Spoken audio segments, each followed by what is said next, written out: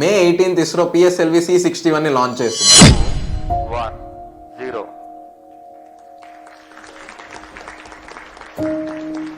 plus 5 seconds. Lift off normal. Auto trekking PT driver tracking. PSLV C61 का सफलता కానీ launch చేసిన కొన్ని నిమిషాలకే మిషన్ అబార్ట్ చేయాల్సి వచ్చింది. ఇండియా ఎప్పుడెప్పుడు దొరుకుతుందా అని వెయిట్ చేస్తున్న చైనా అండ్ పాకిస్తాన్ దీన్ని అప్పుడే ప్రాపగాండా చేయడం స్టార్ట్ చేశారు. ఇది ఒక డిజాస్టర్ మిషన్ అని చెప్పి. కానీ ఇది ఒక ఫెయిల్యూర్ కాదు. ప్రోగ్రెస్ అనేది ఎప్పుడు ఇలానే ఉంటుంది, రిస్కీగా, మెస్సీగా, బోల్డ్ గా ఉంటుంది. కంట్రీస్ లాంచ్ చేసిన అన్ని రాకెట్ లాంచ్లు సెలబ్రేషన్ కాదు. రాకెట్ లాంచ్లు అన్ని సెలబ్రేషన్స్ లో ఉండవు, కొన్ని లెసన్స్ లో కూడా ఉంటాయి. And India, Pakistan and China లాగా లెసన్స్ నుంచి ఎప్పుడు పారిపోదు. నేర్చుకొని ఇంకా పైకి లేస్తాం. We rise with them.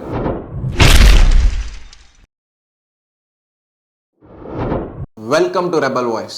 ఈ రోజు ఎపిసోడ్ లో ఇస్రో చేసిన లాంచ్ గురించి ఫుల్ డీటెయిల్స్ చెప్పబోతున్నాను. ఇంత వార్ టైంలో అసలు ఆ రాకెట్ ఎందుకు లాంచ్ చేయాల్సి వచ్చింది, దాని ఇంపార్టెన్స్ ఏంటి, అండ్ ఎందుకు అబార్ట్ చేయాల్సి వచ్చింది అని రీజన్స్ చెప్పబోతున్నాను. ఒకవేళ మీకు సైన్స్ ఇష్టం అయితే, స్ట్రగుల్ మీద నమ్మకం ఉంటే, సెకండ్ ఛాన్సెస్ ని మీరు నమ్ముతుంటే కింద నా సబ్స్క్రైబ్ బటన్ మీద క్లిక్ చేయండి. ఇంకా లేట్ చేయకుండా వీడియోలోకి వెళ్ళిపోదామా? పాకిస్తాన్కి ఇండియాకి మధ్య ఇంత హీటెడ్ డిస్టర్బెన్స్ జరుగుతున్నప్పుడు ఈ టైంలో ఇండియా రాకెట్ ని లాంచ్ చేయాల్సిన అవసరం ఏమొచ్చింది, ఆ లాంచ్ లో ఏం పంపిస్తుంది, ఈ మిషన్ వెనకాల రీజన్ ఏముంది అని మనం ఫస్ట్ తెలుసుకుందాం. EOS-09, దీన్ని రిసాట్ 1B అని కూడా అంటారు. EOS-09 అనేది ఒక హైటెక్ కెమెరా. ఆకాశంలో 24/7 ఇండియా కోసం వాచ్ చేసే ఒక కన్ను.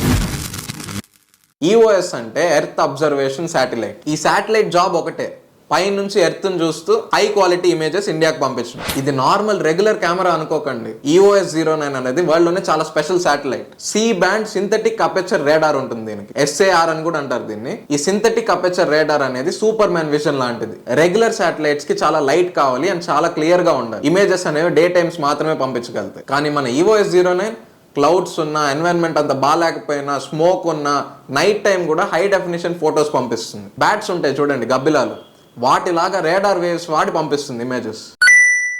ఇంతకు ముందు చెప్పాను కదా C band synthetic aperture radar అని. ఈ సి బ్యాండ్ అనేది స్పెసిఫిక్ ఫ్రీక్వెన్సీ. గ్రౌండ్ లెవెల్లో ప్రిసైజ్ గా క్రాప్ ప్యాటర్న్స్ కానీ, సాయిల్ మాయిశ్చర్ కానీ, ఫ్లడ్ జోన్స్ ని కానీ, బ్యాడ్ వెదర్ ని కానీ ఇది ఎటువంటి ఇష్యూ లేకుండా ఐడెంటిఫై చేస్తుంది. EOS-09 అనేది పీపుల్ ని సర్వ్ చేయడానికి చేసిన ఒక శాటిలైట్. ఫార్మర్స్ కి, డిజాస్టర్ రిలీఫ్ టీమ్స్ కి, మిలిటరీకి అండ్ సైంటిస్ట్ కి హెల్ప్ చేయడానికి చేసిన శాటిలైట్. ఫార్మర్స్ కి క్రాప్ హెల్త్ ఎలా ఉందో చెప్తుంది, ఎప్పుడు ఎండిపోతున్నాయని చెప్తుంది, వాటర్ లెవెల్స్ ని ట్రాక్ చేస్తుంది, ఎర్త్ క్వేక్స్ ఎప్పుడు వస్తాయో చెప్తుంది, స్టార్మ్స్ ఎప్పుడు వస్తాయో చెప్తుంది, ల్యాండ్ బ్రేక్స్ ఎప్పుడైతాయో చెప్తుంది. వెదర్ ఎంత కఠినంగా ఉన్నా కూడా బార్డర్ ఏరియాస్ లో ఎనిమీ మూవ్మెంట్ ని మానిటర్ చేస్తుంది. EOS-09 ని సన్ సింక్రనైజ్ పోలార్ ఆర్బిట్ లో ప్లేస్ చేద్దాం అనుకున్నాం. ఇది 529 కిలోమీటర్ ఆల్టిట్యూడ్ లో ఉంటుంది. ఈ ఆర్బిట్ లో ప్లేస్ చేయడం వల్ల శాటిలైట్ అనేది ఎర్త్ పైన ఉన్న ఒక పార్ట్ ని రోజు అదే టైం కి ఆ ప్లేస్ ని క్రాస్ అవుతుంది. ఈ శాటిలైట్ వెయిట్ అనేది అప్రాక్సిమేట్లీ 2000 kgs. అంటే ఒక చిన్న సైజ్ కార్ కన్నా కొంచెం ఎక్కువ. A to Z complete Indian టెక్నాలజీని వాడి చేశారు. ఈ మిషన్ అనేది కేవలం ఒక లాంచ్ కాదు, దీనికి చాలా బిగ్గర్ విజన్స్ ఉన్నాయి. స్పేస్ నుంచి రేడార్ ఇమేజెస్ కావాలంటే ముందు వేరే కంట్రీని అడగాల్సి వచ్చేది. ఈ శాటిలైట్ కనుక లాంచ్ అయి ఉంటే ఇండియా ఎవ్వడి హెల్ప్ లేకుండా మన రేడార్ ఇమేజెస్ మనమే తీసుకుని ఉండొచ్చు. ఫారెన్ శాటిలైట్స్ మీద డిపెండ్ అయ్యే అవసరమే ఉండేది కాదు. అండ్ మన సివిలియన్స్ కి, మన మిలిటరీకి సపోర్ట్ చేయాలంటే మన శాటిలైట్ ఉండడమే ఇంపార్టెంట్. శాటిలైట్ కనుక ప్రాపర్ గా లాంచ్ అయి ఉంటే ఇండియా ఒక పెద్ద స్టేట్మెంట్ ఇచ్చి ఉండేది. మా ల్యాండ్ ని మేమే చూసుకుంటాం, మా పీపుల్ ని మేమే కాపాడుకుంటాం, మా బార్డర్స్ ని మేమే రక్షించుకుంటాం అని పెద్ద స్టేట్మెంట్ ఇచ్చుండేది.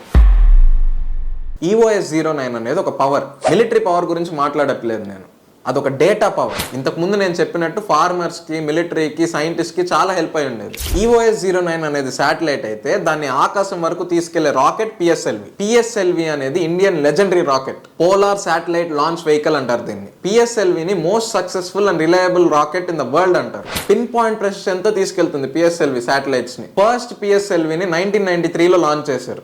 ఆ రోజు PSLV ఫెయిల్ అయింది, కానీ మనం అక్కడ ఆగలేదు. అక్టోబర్ 1994 లో సెకండ్ లాంచ్ చేసాము, సక్సెస్ కొట్టాం. PSLV రాకెట్ ని మనం 59 టైమ్స్ లాంచ్ చేస్తే 56 టైమ్స్ సక్సెస్ అయింది. 94% సక్సెస్ రేట్ ఉన్న ఓన్లీ రాకెట్ PSLV వరల్డ్ మొత్తంలో.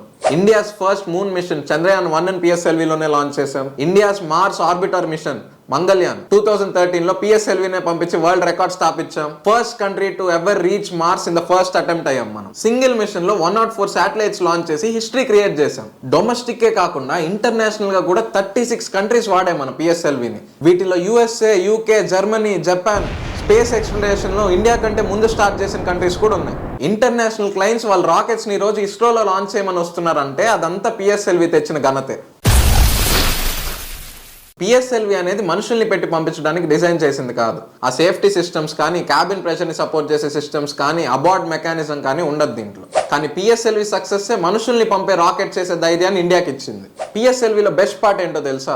పిఎస్ఎల్విలో శాటిలైట్ పంపడానికి ఒక హాలీవుడ్ మూవీకి అయ్యే ఖర్చు కూడా అవ్వదు. పిఎస్ఎల్వి అంటే ఇండియా చేసిన రాకెటే కాదు, ఇండియన్ స్పేస్ రీసెర్చ్ కి బ్యాక్ బోన్. కానీ ఈ మిషన్ లో కొంచెం సెట్ బ్యాక్ వచ్చింది. ప్రతి రాకెట్ ని ప్రిసైజ్ గా కొరియోగ్రాఫ్ చేసిన ఒక డాన్స్ లాగా లాంచ్ చేయాలి. ఒక్క రాంగ్ మూవ్ చేసినా మొత్తం ప్రాజెక్ట్ డిజాస్టర్ అవ్వచ్చు.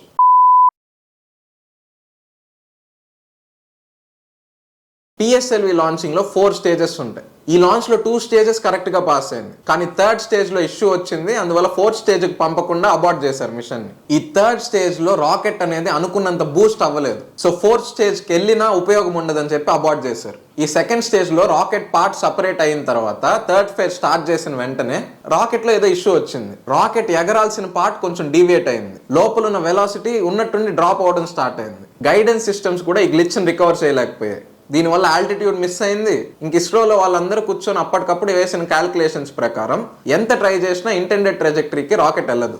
ఇస్రో ఇంకా ఫుల్ ఇన్వెస్టిగేషన్ రిపోర్ట్ ని రిలీజ్ చేయలేదు. సో దీన్ని కాస్ట్ చేయడానికి ఇష్యూ ఏమన్నది ఇంకా ఎవరికి క్లారిటీ లేదు. స్పేస్ మిషన్స్ లో బ్రూటల్ బ్యూటీ ఏంటంటే 99 థింగ్స్ కరెక్ట్ గా ఉన్నా ఒక్క సిస్టమ్ బ్లింక్ వల్ల మొత్తం పాడవచ్చు. ఒక్కటి మాత్రం క్లియర్, ఇది ఇండియా డిఫీట్ కాదు, దీన్ని మనం డేటాలా తీసుకుంటాం. అండ్ ఇండియాకి వచ్చే ప్రతి డేటాని వాడి ఇంకా ఎక్కువ నేర్చుకుంటాం, ఇంకా బలంగా తయారవుతాం, ఇంకా షార్ప్ గా తయారవుతాం. మన ఇస్రోలో బెస్ట్ పార్ట్ కూడా ఇదే. మన ఫెయిల్యూర్స్ ఎప్పుడు మనం దాచిపెట్టాం, వాటిని స్టడీ చేస్తాం అండ్ నెక్స్ట్ టైం ఇంకా బెటర్ గా ఫిక్స్ చేస్తాం. ఈ మిషన్ మనం ప్లాన్ చేసినంత గొప్పగా అయి ఉండకపోవచ్చు, రాకెట్ స్టంబుల్ అయి ఉండొచ్చు అండ్ శాటిలైట్ కూడా పోయి ఉండొచ్చు. కానీ నా భారతీయ మిత్రులారా, ఇది ఎండ్ ఆఫ్ ది స్టోరీ కాదు. This is where hour learning begins. Space అనేది అన్ఫర్గివింగ్ గా ఉంటుంది. 1000 కిలోమీటర్ స్పీడ్ తో వెళ్తున్న ఒక రాకెట్ తో ప్రిసిషన్ తో ఆడాల్సిన ఒక గేమ్. చిన్న మిస్కాలిక్యులేషన్ వచ్చినా సెట్ బ్యాక్ అవుతుంది. స్పేస్ సైన్స్ లో ఫెయిల్యూర్ అనేది వేస్ట్ ఎప్పటికీ కాదు. నేను ముందుగా చెప్పినట్టు అదొక డేటా అవుతుంది, అదొక లెసన్ అవుతుంది. మనకి నెక్స్ట్ రాబోయే సక్సెస్ కి అదొక బ్లూ ప్రింట్ అవుతుంది. మన దగ్గర మిషన్ ఫెయిల్ అయితే మన ఇంజనీర్స్ అండ్ సైంటిస్ట్ గొమ్మన కూర్చోరు. వాళ్ళ డ్రాయింగ్ బోర్డ్స్ దగ్గరికి గిగాబైట్స్ ఆఫ్ డేటాను తీసుకొని వెళ్తారు. ప్రతి సెకండ్ ఆ రాకెట్ లో ఏం జరిగిందని అనలైజ్ చేస్తారు. ఇది కేవలం ఒక ట్రబుల్ షూటింగ్ అంతే. This is evolution in action. మీరు తప్పకుండా వినే ఉంటారు, 1960s లో ఇస్రో లాంచ్ చేసిన ఫస్ట్ రాకెట్ ని బైసైకిల్ మీద తీసుకెళ్లి ఒక చర్చ్ నుంచి లాంచ్ చేశారు. ఇంతకు ముందు కూడా మనం చాలాసార్లు కింద పడ్డాం, కానీ పడ్డ ప్రతిసారి ఇంకా ఎత్తుకు లేచాం. వరల్డ్ లో ఉన్న ప్రతి స్పేస్ ఏజెన్సీ ఫెయిల్యూర్స్ ని చూసి, నాసా, స్పేస్ ఎక్స్ ఎక్సెట్రా అన్ని ఫెయిల్యూర్స్ చూసాయి. స్పేస్ ఎక్స్ రాకెట్స్ అయితే అర్లీ టెస్ట్ లోనే ఎక్స్ప్లోడ్ అయిపోతాయి. But all of them kept going. ఇది ఒక శాటిలైట్ ఆర్బిట్ ని రీచ్ అయ్యే స్టోరీ కాదు, ఒక్క ఫెయిల్యూర్ తో ఆపేసే కంట్రీ కాదు మనం భారత్. మీకు కనుక ఇస్రో మీద నమ్మకం ఉంటే, మీరు కనుక ఇండియన్ సైంటిస్టులను నమ్మితే, మన ఆకాశానికి హద్దులు లేవని మీరు నమ్మితే, ఆ సబ్స్క్రైబ్ బటన్ క్లిక్ చేసి నాకు తెలియజేయండి. Support rebel voice and let's rise together. Next వీడియోలో కలుసుకుందాం.